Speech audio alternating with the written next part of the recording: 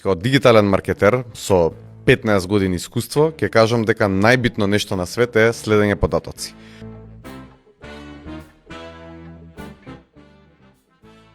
Ако добро знаеш каде ти е публиката, што сака таа публика, пробуваш одредени креативи, одредени видеа, мериш резултати и слично, ќе добиеш многу добра, како да кажам, визија за тоа што треба да продолжиш да правиш за да добиеш некакви резултати. Сега, што е целата работа?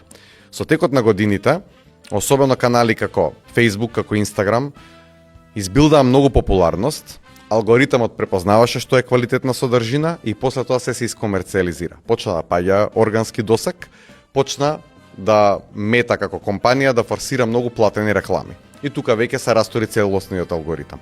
Со тек на време, сваќам дека луѓето што се оригинални, што се автентични, што имаат што да кажат, многу полесно може да стават содржина која што е креативна, дури да е некоја налудничава идеја, која што некој ќе рече ова нема шанси да помине, џабе го правиш, оф бренде, не се поврзува со брендот на компанијата, нема никаква логика. Не е тоа толку битно колку што е битно ако имаш добра идеја и замисла и нормално добра реализација, таа креативност луѓето ќе ја препознаат.